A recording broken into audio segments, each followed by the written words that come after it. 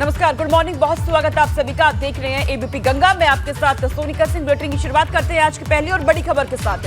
प्रधानमंत्री नरेंद्र मोदी आज 71,000 लोगों को रोजगार मेले के तहत नियुक्ति पत्र देंगे। वीडियो कॉन्फ्रेंसिंग के जरिए होने वाले इस कार्यक्रम में 45 जगहों से लोग जुड़ने वाले हैं। पीएम का कार्यक्रम सुबह 10:30 बजे होगा। पीएम नरेंद्र मोदी नौकरी पाने वालों लोगों के साथ बातचीत भी इस कार्यक्रम के जरिए करेंगे। आज केंद्रीय मंत्री स्मृति ईरानी लखनऊ में मौजूद रहेंगी, जहां तमाम छात्रों को नियुक्ति पत्र दिया जाएगा।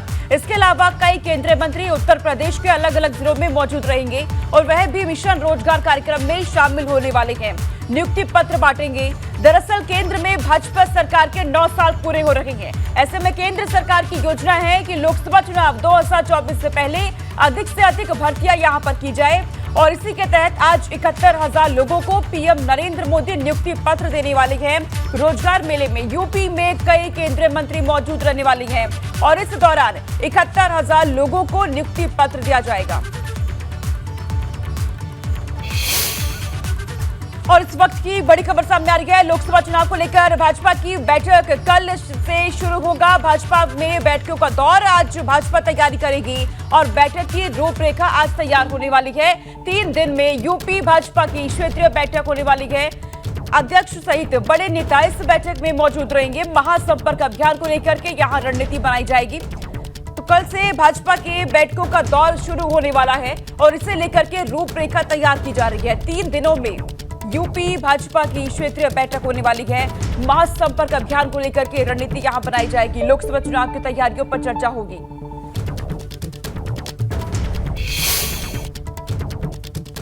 निकाय के नतीजों से उत्साहित भाजपा ने 2024 में दिल्ली विजय की रणनीति पर कदम बढ़ा दिए हैं। निकाय चुनाव के नतीजों को 2024 से जोड़कर भाजपा ये संदेश देने में जुट गई है कि आने वाले लोकसभा चुनाव में यूपी की सभी सीटों पर भगवा ब्रिगेड का विजय रथ पूरी रफ्तार से दौड़ेगा। वही विपक्ष का दावा है कि कर्नाटक की तरह लोकसभा चुनाव में भाजपा का सफाया होगा।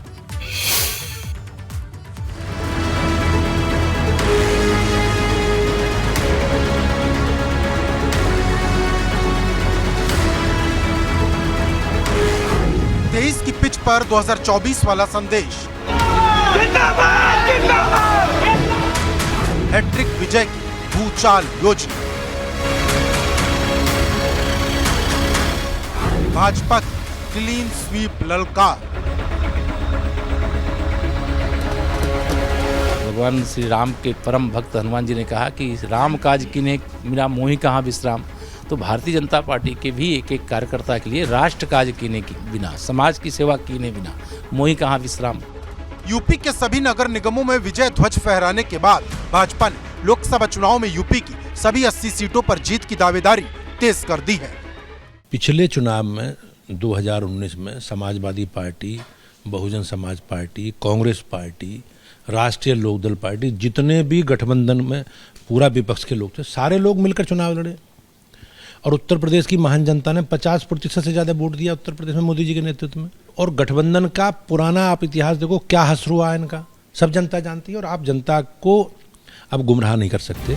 मतलब जुलाई 2022 में चित्रकूट में हुई भाजपा प्रदेश कार्य समिति की बैठक में जो लक्ष्य तय हुआ था, निकाय चुनाव में जीत के बाद भाजपा ने उसी ओर कदम तेज कर दिए हैं। दरअसल 2024 के लोकसभा चुनाव को लेकर बीएसपी ने अपनी जो रणनीति तैयार की थी कि किस तरीके से अल्पसंख्यक समुदाय उनके साथ आए और इसी रणनीति के तहत 17 में से 11 मेयर की सीटों पर बीएसपी ने मुस्लिम समाज से आए जो उम्मीदवार थे उन्हें टिकट दिया था। वो दाव भी इस निकाय चुनाव में नहीं चला और अब बहुजन समाज पार्टी 2024 को लेकर अपनी रणनीति में ज़रूर बदलाव करेगी। हार के क्या कारण रहे इस पर भी चर्चा होगी और जाहिर सी बात है कि बीएसपी सुप्रीमो कुछ कड़े फैसले भी इस परिणाम के बाद ले सकती हैं। भाजपा 30 मई से 30 जून तक महासंपर्क अभियान चलाएगी। भाजपा के सांसद मतदाताओं से संपर्क करेंगे, केंद्र सरकार की उपलब्धियों के बारे में बताएंगे। सबसे ज्यादा फोकस योजनाओं का लाभ लेने वाले लाभार्थियों पर होगा। प्रबुद्ध वर्ग के लोगों से संपर्क साधा जाएगा। 26 मई के बाद पीएम मोदी यूपी में 3 रैलियां कर सकते हैं। गृह मंत्री अमित शाह, राजनाथ सिंह भी मोर्चा संभालते हुए नजर आएंगे। भाजपा की योजना श्यामा प्रसाद मुखर्जी की पुण्यतिथि पर कार्यक्रम आयोजित करने की है। इसके अलावा 25 जून को पीएम मोदी के मन की बात कार्यक्रम को लेकर भी भाजपा सीक्रेट प्लान तैयार कर रही है। देखिए, देश के प्रधानमंत्री नरेंद्र मोदी जी की जो योजना है गरीब कल्याण योजना, उनको जन जन तक पहुंचाने का काम, जिस तरह से योजनाएं पहुंची हैं, जिस तरह से लाभार्थी हैं, उनको सबको सम्मान देना, सबके बीच जाकर बात करना, ये रहेगा। 1 महीने का 30 मई से 30 जून तक का प्रोग्राम है और जनता के बीच रहकर और जनता की समस्या और सुनकर उनका समाधान करना, ये हमारा रहेगा। माना जा रहा है कि भाजपा की प्लानिंग दूसरे राजनीतिक दलों के मैदान में उतरने से पहले ही जमीन पर माहौल अपने पक्ष में कर लेने की है। 30 मई से लेकर के 30 जून तक पूरे देश भर में कई सारे कार्यक्रम आयोजित किए जाएंगे, जिसमें प्रधानमंत्री नरेंद्र मोदी के कामों का जिक्र होगा और इसके अलावा प्रदेश सरकार के जो तमाम सारे काम रहे हैं उसका भी जिक्र रहेगा। अगर बात करें तो इस दौरान प्रधानमंत्री नरेंद्र मोदी देश भर में 51 रैलियां करेंगे, जिनमें उत्तर प्रदेश में भी 3 से ज्यादा रैलियों की खबर आ रही है। जिस तरीके से निकाय चुनाव में बीजेपी को बड़ी सफलता मिली है, अब इसके बाद भारतीय जनता पार्टी 2024 के लोकसभा चुनाव में जुटने जा रही है, क्योंकि बीजेपी ने उत्तर प्रदेश में 80 में से 80 सीट जीतने का लक्ष्य रखा है। लोकसभा चुनाव के लिए भाजपा की तैयारी ने सियासत में हलचल बढ़ा दी है। भाजपा की तैयारी पर अखिलेश यादव और कांग्रेस नेता प्रमोद तिवारी ने कर्नाटक वाला संदेश दिया है। अगर हम परिणाम कर्नाटक का देखें और उत्तर प्रदेश का निकाय के चुनाव को देखें, वहां जनता ने परिणाम ऐसा दिया है कि भारतीय जनता पार्टी देश से बाहर जाएगी। 80 तो छोड़ दीजिए, अब की 8 के लाले पड़ जाएंगे। हिमाचल से जो हवा चली थी कर्नाटक पहुंच के तूफान बन गई है। और जो हम चाहते थे, विपक्ष के लिए मैं बार बार कहता था, जिस दिन 1:1 यानी एक भाजपा का और विपक्ष का एक उम्मीदवार हो जाए, उसके आसार नजर आने लगे हैं। जिस दिन ये हो जाएगा, आप देख लीजिएगा, भारतीय जनता पार्टी को 100 की संख्या नहीं पार कर पाएगी। बहरहाल सपा और कांग्रेस का तर्क अपनी जगह है, लेकिन भाजपा ने अभी से लोकसभा चुनाव के लिए जमीन पर उतरने की रणनीति पर काम तेज कर दिया है। लखनऊ से अनुभव शुक्ला और दिल्ली से अविनाश तिवारी के साथ bureau report, ABP Ganga. Sapa के राष्ट्रीय अध्यक्ष अखिलेश यादव का कन्नौज का दौरा रहने वाला है। कई दशक तक सपा के दबदबे वाले कन्नौज के निकाय चुनाव में पिछली बार 2 सीट जीतने वाली भाजपा ने इस बार 8 में से सबसे ज्यादा 3 सीटें जीती हैं। अगले लोकसभा चुनाव से पहले यह सपा के लिए किसी सेमीफाइनल की तरह था, लेकिन उसे 8 में से सिर्फ 1 सीट तालग्राम पर ही जीत मिल सकी है। कन्नौज, हिस्टोरिक तिरवा, सिकंदरपुर में वह मुकाबले में ही कहीं नजर नहीं आई। छिबरा मऊ में जरूर भाजपा को टक्कर दी गई, लेकिन कामयाबी से दूर ही रही है। यह जरूर है कि पिछली बार 2017 के निकाय चुनाव में एक ही सीट ना जीतने वाली सपा इस बार तालग्राम में भी जीत की संजीवनी से संतोष कर सकती है। तो निकाय चुनाव के बाद कन्नौज दौरे पर अखिलेश यादव रहने वाले हैं।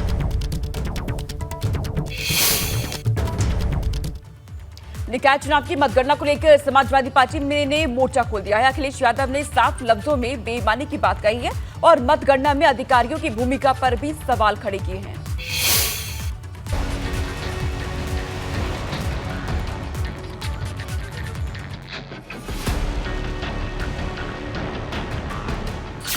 अखिलेश यादव की बेईमान सियासत। अधिकारियों ने अगर बेईमानी न की होती और जिस तरीके से जगह जगह से सूचनाएं मिल रही हैं, अधिकारी खुलेआम हस्तक्षेप कर रहे थे। लोकतंत्र की दुहाई, योगी सरकार पर चढ़ाई। और जो दल हैं पॉलिटिकल, वो जानते हैं कि आने वाले समय में किसके साथ रहने से और किसको हराने से देश का लोकतंत्र बचेगा। 2024 में सपा का पर्दे वाला प्लान। सपा के लिए चुनाव बदला है, लेकिन तस्वीर वही है। नतीजा, चुनाव से पहले तक जीत का दावा करने वाले अखिलेश यादव की जुबान मतगणना प्रक्रिया में गड़बड़ी का पन्ना पलट रही है। अधिकारियों का कितना पॉलिटिसाइज करोगे आप? जो पार्टी अपने आप को ये कहती थी कि हम अधिकारियों को पॉलिटिसाइज नहीं करते, अधिकारी बड़ी संख्या में भारतीय जनता पार्टी के कार्यकर्ता बनकर के काम कर रहे हैं। दरअसल 2017 विधानसभा चुनाव से होते हुए सपा की हार का सिलसिला निकाय चुनाव तक आ पहुंचा है। सपा सभी 17 नगर निगमों में चुनाव हार गई। मुरादाबाद, जहां सपा नेता एसटी हसन सांसद हैं, जिले में सपा के 5 विधायक हैं, वहां सपा के लिए नतीजे बेहद निराशाजनक रहे। मुरादाबाद में सपा चौथे नंबर की पार्टी बनी, वहीं वार्ड स्तर पर सिर्फ 3 पार्षद चुने गए। इसके अलावा झांसी, मथुरा, वृंदावन नगर निगम में सपा चौथे नंबर पर फिसल गई। फिरोजाबाद जिले में नगर निगम से लेकर पंचायत तक पर सपा का खाता नहीं खुला। मैनपुरी में सपा नगर पालिका का चुनाव तक हार गई। मैनपुरी की 9 नगर पंचायतों में से सिर्फ 2 पर ही सपा की जीत हुई। ये वो आंकड़े हैं जिन्होंने समाजवादी खेमे में खामोशी बिखेर दी है। तो अखिलेश यादव चुनाव में बेईमान वाला एंगल खोज रहे हैं। उन्हें समीक्षा इस बात की करनी चाहिए थी कि उन्होंने कितने अधिकारियों से बेईमानी कराई। सहारनपुर में एक अधिकारी ने निष्पक्ष होकर के उसका रिजल्ट दे दिया तो उसे शंटिंग कर दी, उसे छुट्टी भेजने की तैयारी है। और तमाम अधिकारी ऐसे हैं जो बीजेपी के लिए काम करते रहे, काउंटिंग से लेकर के काउंटिंग के बाहर स्थलों पे। और पत्रकार साथियों, आप सब वो बातें जानते हो, क्या छिपाया आपसे। मतदान प्रक्रिया पर अखिलेश यादव के आरोप चुभने वाले हैं। हालांकि 2017 के बाद से अब तक हुए चुनावों का पन्ना पलटे तो बिल्कुल साफ हो जाता है कि अखिलेश यादव के आरोपों में कुछ भी नया नहीं है। हर एक चुनाव में हार के बाद अखिलेश यादव या फिर सपा के नेताओं की भाषा कमोबेश यही होती है, जिसे आधार बनाकर भाजपा ने अखिलेश यादव पर तीखा हमला बोला है। ट्रिपल इंजन की सरकार बनाने की जो जनता से अपील की गई, उसके परिणाम स्वरूप आप देखिए नगर निगमों में भी भारतीय जनता पार्टी की सरकार बन गई। सपा बसपा कांग्रेस का सूपड़ा साफ हो गया और जनता ने उनको नकार दिया तो वो आरोप लगा करके अपने हार की खीज को मिटाने का प्रयास कर रहे हैं। साफ है कि निकाय चुनाव के नतीजों को लेकर सपा और भाजपा में वार पलटवार की राजनीति आकार ले रही। हालांकि वार पलटवार की राजनीति से इतर एक तथ्य ये भी है कि समाजवादी पार्टी भाजपा सरकार के खिलाफ आक्रामक रणनीति नहीं बना पाई। अखिलेश यादव समेत सपा के दूसरे नेता भाजपा के गढ़े गए नारों में उलझे दिखाई दी। उत्तर प्रदेश कर्फ्यू नहीं, कांवड़ यात्रा की तैयारी के लिए उत्सव के साथ आगे बढ़ता है। अब उपद्रव नहीं, उत्सव हमारी पहचान है। अब माफिया नहीं, महोत्सव हमारी पहचान है। एक सवाल मत पूछिए बीजेपी का, जब उनसे पूछो कूड़े की बात तो कह रहे तमंचा, उनसे बोलो तुमने नालियां नहीं साफ की तो बोले तमंचा, अगर सुविधाएं नहीं दे पाए तो तमंचा, सुविधाएं नहीं दे पाए, शिक्षा नहीं दे पा रहे तो तमंचा बोल रहे हैं, स्वास्थ्य सेवाएं नहीं दे पा रहे हैं तो तमंचा बोल रहे हैं। आखिरकार क्यों ऐसा बोल रहे हैं? ये इसलिए बोल रहे हैं, अंग्रेजी में जो कहावत है ओल्ड हैबिट्स डाई हार्ड, पुरानी आदतें जल्दी जाती नहीं हैं। और उसी का परिणाम ये है कि आपके शहर गंदे के गंदे हैं। निकाय चुनाव में भाजपा ने धुआंधार प्रचार की। सीएम योगी ने 15 दिन में राज्य का कोना कोना नाप डाला, तो वहीं अखिलेश यादव की प्रचार की रफ्तार बेहद धीमी रही। सीएम योगी ने 24 अप्रैल से प्रचार की शुरुआत की। अखिलेश यादव ने 30 अप्रैल को पहली सभा को संबोधित किया। सीएम योगी ने सभी 18 में से 17 नगर निगम पहुंचे। अखिलेश यादव की पहुंच बेहद सीमित रही। सीएम योगी ने 50 से ज्यादा सभाओं को संबोधित किया तो अखिलेश यादव ने 15 चुनावी कार्यक्रम किए। कहा जा रहा है कि निकाय की चुनावी रेस में सपा यहीं से पिछड़ गई। आपने देखा चुनाव प्रचार में कहाँ थी मायावती जी, कहाँ थे अखिलेश यादव जी, कहाँ थे दोनों भाई बहन की जोड़ी? कोई था ही नहीं जी। और उन्होंने पहले से ही एजेंडा सेट कर लिया था कि हमें संवैधानिक संस्थाओं पर प्रश्न खड़े करने हैं, पुलिस प्रशासन पर प्रश्न खड़े करने हैं, ईवीएम के बारे में बोलना है। अब ईवीएम में तो नगर निगम, चलो हम कह लें नगर निगम में ईवीएम थी, लेकिन बीजेपी 100 से ज़्यादा नगर पालिका जीती है, 200 से ज़्यादा नगर पंचायत जीती है, तो वो तो बैलेट पेपर से ही चुनाव हुए। साफ है कि अब सपा को आने वाले लोकसभा चुनाव के लिए बेहतर रणनीति तैयार करनी होगी, जिस पर अभी से अखिलेश यादव ने पर्दे वाली पॉलिटिक्स के संकेत दे दिए हैं। तैयारी ये करनी है कि आपके चैनलों से बचा जाए और आपके प्रचार से बचा जाए। माना जा रहा है कि 2024 लोकसभा चुनाव के लिए समाजवादी पार्टी की रणनीति में बड़ा बदलाव दिखाई दे सकता है। Bureau report, ABP Ganga. खबरों में आगे रुख करते हैं। मुख्तार अंसारी और अफजल अंसारी भले ही जेल में हो, लेकिन गाजीपुर की राजनीति में उनका रसूख फिर दिखा है। उप मुख्यमंत्री ब्रजेश पाठक, अल्पसंख्यक मंत्री दानिश रिजवी ने जमकर प्रचार किया, लेकिन समाजवादी पार्टी का कोई स्टार प्रचारक नहीं आने के बावजूद भी अंसारी परिवार के करीबियों ने फिर से नगर पालिका मोहम्मदाबाद जीत हासिल कर ली है। यहाँ पर जीत के बाद रईस अंसारी बंधुओं के घर पहुंचे थे, जिसका वीडियो सोशल मीडिया पर वायरल हो गया है। और वीडियो में मोहम्मदाबाद के विधायक शोएब उप मन्नू अंसारी ने लोगों को जीत पर बधाई दी है और कह रहे हैं कि कठिन हालात में नगर की पहचान को आप सभी ने बनाया है। चाचा अफजल अंसारी ने 1985 में इस नगर पालिका का पेड़ यहाँ पे जो लगाया था, जो आज हमारे बीच में नहीं है, लेकिन यह जीत आज हम उनकी झोली में डालते हैं। ये वीडियो आप देख रहे हैं। तो गाजीपुर में अंसारी परिवार का रसूख फिलहाल कायम है।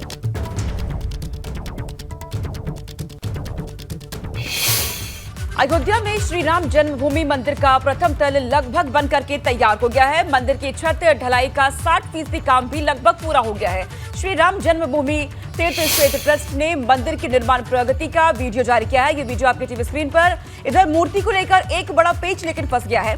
नेपाल की गंडकी नदी के अलावा मूर्ति बनाने के लिए राजस्थान और कर्नाटक के लाए गए पत्थर सही नहीं निकले हैं। अधिकतर शिलाखंडों के भीतर या तो दरार आ गई है या फिर रेखाएं मिली है। अब कहा यह जा रहा है कि रामलला की मूर्ति कर्नाटक के पत्थरों से वहीं से बनकर आ सकती है। इधर श्रद्धा ऐसी है कि अयोध्या आने वाले श्रद्धालु इन्हीं पत्थरों के ऊपर रामलला का बहुमंजिला मंदिर बना रहे हैं। तो लगभग 60% काम यहां पर पूरा हो चुका है और जैसा कि कहा जा रहा है कि अगले साल 2024 तक राम मंदिर बनकर तैयार हो जाएगा और सभी के आराध्य भगवान राम यहां पर विराजमान हो जाएंगे, जिसके बाद तमाम भक्तजन भगवान राम के दर्शन यहां पर कर सकेंगे। इस वक्त की बड़ी खबर सामने आ रही है। ज्ञानवापी मामले में वाराणसी जिला कोर्ट में सुनवाई हुई है। पूरे परिसर का एएसआई से सर्वे कराने की मांग संभव है। यहां पर आज हिंदू पक्ष वकील सहित जलाभिषेक करेंगे। यहां पर विश्वनाथ मंदिर में हिंदू पक्ष के लोग जलाभिषेक करते हुए नजर आने वाले हैं। पूरे परिसर का एएसआई से सर्वे कराने की मांग संभव अब नजर आ रही है। ज्ञानवापी मामले से जुड़ी ये खबर सामने आई है। आज हिंदू पक्ष वकील सहित जलाभिषेक यहां पर करेंगे। वाराणसी जिला कोर्ट में सुनवाई इस पूरे मामले में हुई और पूरे परिसर का एएसआई सर्वे कराने की मांग अब संभव यहां पर नजर आ रही है। दरअसल सर्वे कराया जाएगा शिवलिंग को लेकर के, जिससे ये पता लगा जाएगा कि शिवलिंग कितनी पुरानी है, क्या उम्र है।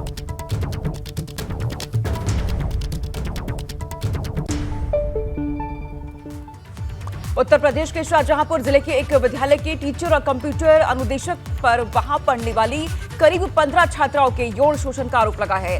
तिलहर पुलिस के मुताबिक केस दर्ज कर मामले की जांच की जा रही है। मामला तिलहर थाना क्षेत्र के परिषदीय स्कूल का है। इधर शिक्षा विभाग ने कार्रवाई करते हुए स्कूल के प्रिंसिपल सहित 3 लोगों को सस्पेंड कर दिया है। पुलिस की जांच के दौरान स्कूल के वॉशरूम में कुछ आपत्तिजनक चीजें बरामद हुई हैं, जिन्हें पुलिस ने कब्जे में ले लिया है। मामले में स्कूल की महिला टीचर पर भी केस यहां पर दर्ज किया गया है। यौन शोषण के आरोप इन पर लगे हैं। करीब 15 छात्राओं की शिकायत पर यह केस यहां पर दर्ज हुआ। स्कूल के प्रिंसिपल सहित 3 लोगों को निलंबित यहां से कर दिया गया है। आगे कार्रवाई जारी है, लेकिन शाहजहांपुर के सरकारी स्कूल में यौन शोषण के आरोप लगे हैं। उपरोक्त प्रकरण थाना तिलहर के रायखुर्द में जूनियर हाई स्कूल के संबंध में है। सूचना मिलती है कि जूनियर हाई स्कूल में कंप्यूटर अनुदेशक के पद पर तैनात एक शिक्षक के द्वारा उसी स्कूल में पढ़ने वाली कुछ छात्राओं के साथ छेड़छाड़ की गई। उक्त घटना पर तत्काल सुसंगत धाराओं में मुकदमा पंजीकृत किया गया।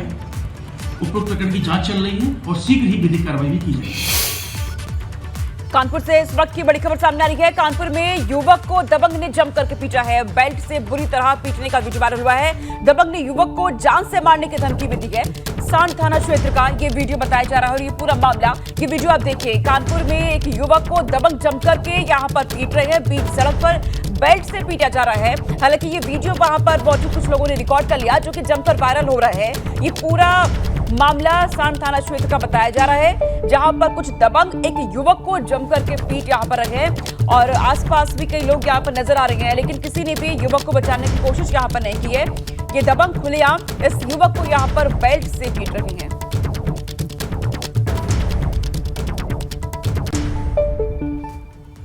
और अब खबर है आगरा से। आगरा में दबंगों ने महिला को बुरी तरह पीटा है। घायल महिला को स्थानीय लोगों ने बचाया। पहले भी दबंग महिला के साथ मारपीट कर चुके हैं।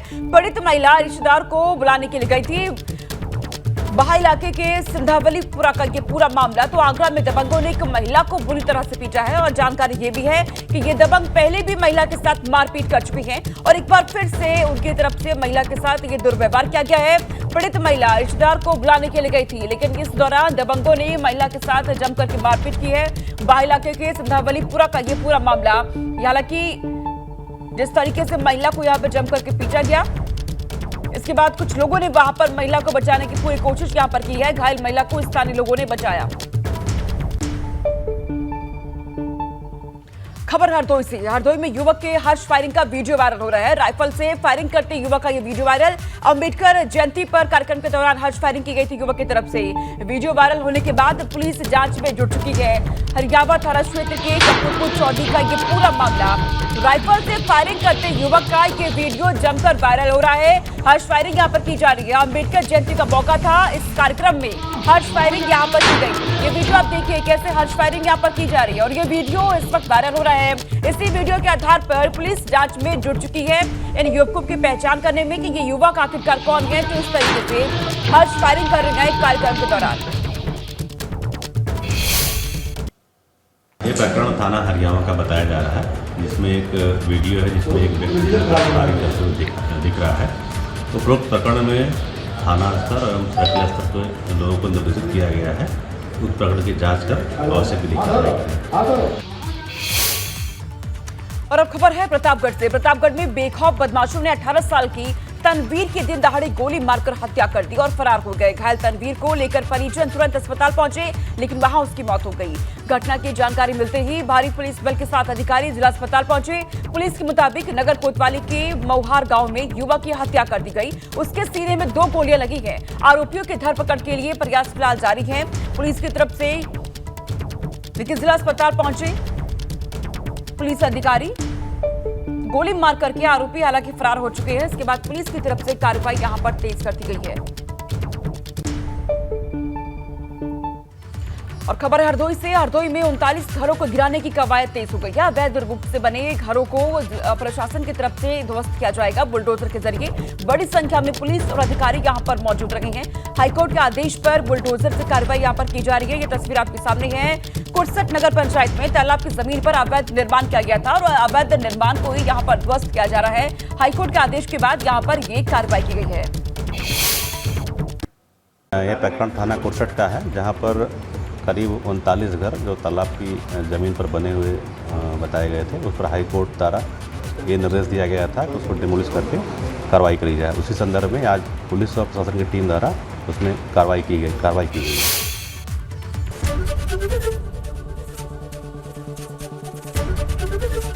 एबीपी गंगा, खबर आपकी, जुबान आपकी।